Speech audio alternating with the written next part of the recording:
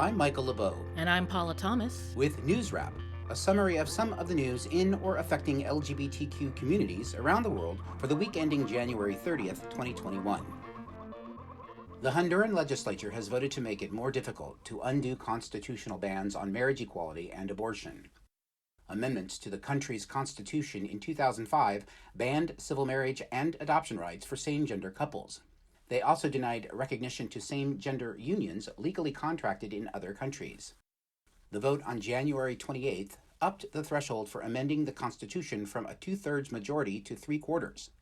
The same supermajority will be needed to change the strict ban on abortion. Current law punishes a woman who terminates a pregnancy and anyone who helps her with up to 6 years in prison. The Roman Catholic Church has considerable political influence in the conservative country. Leading Honduran activist Kevin Ramos told Reuters that this reform is the product of a state-imposed religion. Christian Gonzalez Cabrera is a Human Rights Watch researcher for Latin America and the Caribbean. He criticized state-sponsored homophobia, while many of the country's Central American neighbors are advancing equality. Cabrera told Out magazine that Honduras's draconian laws already prohibit abortion and marriage equality, so the reform attempts to prohibit future lawmakers from reconsidering the issues. The vote in the legislature this week was 88 in favor, 28 opposed, and 7 abstaining. According to Reuters, final passage requires a second vote next year. 3 trans-supportive Singapore activists were arrested, just as 3 others were launching another challenge to laws banning consensual adult gay sex. The arrest came late this week at a small public demonstration protesting the Education Ministry's refusal to allow a transgender student to get hormone therapy. Ministry officials have denied the charge. Agence France-Presse reports that 3 protesters ranging in age from 19 to 32 were arrested for participating in a public assembly without a permit and for ignoring warnings to disband. Public gatherings in the Asian city-state are generally not allowed without a police permit, no matter the size of the crowd. They're not often granted. 23-year-old organizer Alvin Tung was not arrested in the tiny protest. She told the French news agency that LGBTQ students in school are not treated well.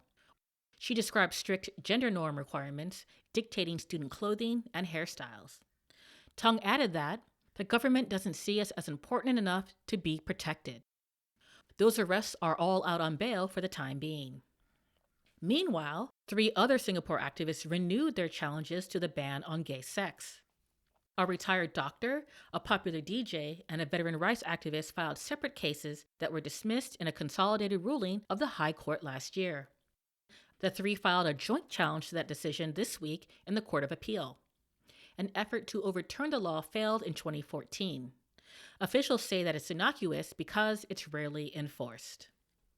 Taiwan would recognize legally contracted marriages of same-gender couples from nearly every country in the world under a draft resolution approved this week. The exception would be couples with one partner from China, according to the Central News Agency. Those couples would be subject to separate laws governing Taiwan-China relations. However, one of the partners can be from Hong Kong or Macau, according to the judicial yuan. The judicial branch of Taiwan's government approved the draft resolution on January 22nd. A 2017 ruling by Taiwan's Constitutional Court gave lawmakers 2 years to open civil marriage to Taiwanese same-gender couples, which they did in 2019. The draft resolution extending marriage equality to most binational same-gender couples will be sent to the executive yuan. The 2 government branches are then expected to jointly submit the proposal to the legislative yuan for its consideration. Gay men were caned in the public square again in the Indonesian province of Aceh. Aceh's long-running separatist movement reached a settlement with the Indonesian federal government in 2015 that allows the province to govern under Sharia, or strict Islamic law. 2 men in their late 20s were arrested in November. Suspicious neighbors broke into their rented room and allegedly caught them having sex, according to the province's acting Sharia police chief. They were each sentenced to 80 strokes of the cane the following month. The punishment was reduced to 77 lashes, considering time served in prison. 5 hooded enforcers took turns administering the painful strokes of a rattan cane across the back. Sharia also punishes drinking alcohol and extramarital sex as moral offenses with up to 100 lashes. Other such criminals include gamblers, women who wear tight clothes, and men who skip Friday prayers. One particularly concerning report says that the police are investigating the other men in the couple's social media contact list. Despite having a supposedly secular government, Indonesian officials have stepped up anti-queer rhetoric in recent years. A U.S. lesbian couple was deported in mid-January after one of them posted a message on social media calling Bali queer-friendly. The European Court of Human Rights has sided with two Romanian trans men who were not allowed to change the gender designation on their legal documents without first having reassignment surgery. Each man had applied to their government more than 6 years ago to amend their gender identity in civil status records, but courts refused to grant their request without proof that they had undergone the surgery. The European Court noted in late January that Romanian courts have granted identity changes for other trans people who had not had surgery. It described the Eastern European nation's legal framework around gender as unclear and therefore unforeseeable. Each plaintiff was awarded the equivalent of more than $11,000 by the Euro Court in pecuniary and non-pecuniary damages for their emotional turmoil, which was worsened by Romania's arduous years-long court system. In the U.S., President Joe Biden's temporary head of the Justice Department Civil Rights Division revoked an anti-queer parting shot from a Trump appointee. The 11th hour 22-page memorandum claimed limitations on the June 2020 Supreme Court ruling affirming federal job rights protections for LGBTQ people. Greg Friel says that those assertions contradicted Biden's first-day executive order affirming that high court ruling. It states that the Biden-Harris administration would fight all discrimination based on sexual orientation or gender identity. One of the first acts of the new Biden administration was a presidential executive order reversing Trump's ban on military service by qualified transgender people. We'll have expanded coverage and analysis of that significant action later on many of these same This Way Out stations. An elevated Australia Day honor for controversial tennis champion turned evangelist Margaret Court has drawn fire from LGBTQ activists and their allies. Court has been named a Companion of the Order of Australia, the country's highest civilian award. She was first honored as an Officer of the Order of Australia in 2007. The retired tennis player became a Pentecostal minister in 1995 and an outspoken opponent of LGBTQ people's very right to exist.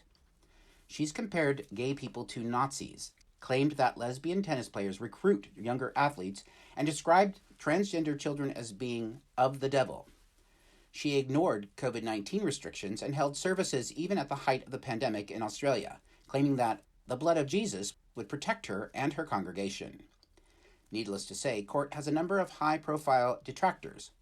Medical professor Caroline Da Costa returned the Order of Australia award she was given in 2014 in protest. She also happens to be the mother of a gay son. Explaining her reason in an open letter, Da Costa called Court's words harmful and damaging to a large proportion of my fellow Australians. The growing list of well-known figures who've also returned their Australia Day honours includes celebrated transgender doctor Clara Tuck Meng Soo, artist Peter Kingston, former Consul General to Bali Brent Hall, veteran journalist Kerry O'Brien, and Reverend Alistair McRae, former president of the United Church of Australia. As he starkly explained, bad theology kills people. Finally, male Gen 2 penguin couple Sphen and Magic are back in the news. The queer seabirds became world famous in 2018 after zookeepers at Sydney's Sea Life Aquarium noticed them attempting to hatch a rock and gave them an egg rejected by another penguin to care for. They successfully hatched and raised their first chick, which zookeepers named Laura. Sphen and Magic recently hatched a second chick who's doing well, and penguin supervisor Carrie Dixon says it needs a name. To celebrate Penguin Awareness Day on January 20th, he wanted to give Sphen and Magic fans around the world the chance to name their second chick. Log on to visitsealife.com/Sydney and click on News to submit your suggestion. You'll need to explain your choice in the proverbial 25 words or less. That's NewsWrap, global queer news with attitude. for the week ending January 30th, 2021. Follow the news in your area and around the world. An informed community is a strong community. NewsWrap is recording remotely during the COVID-19 emergency. It's written by Greg Gordon, edited by Lucia Chappelle, produced by Brian DeShazer, and brought to you by you. Help keep us in ears around the world at thiswayout.org, where you can also read the text of this newscast and much more. And you can listen to NewsWrap each week by subscribing to our This Way Out radio channel on YouTube. For This Way Out, I'm Paula Thomas. Stay healthy. And I'm Michael LeBeau. Stay safe.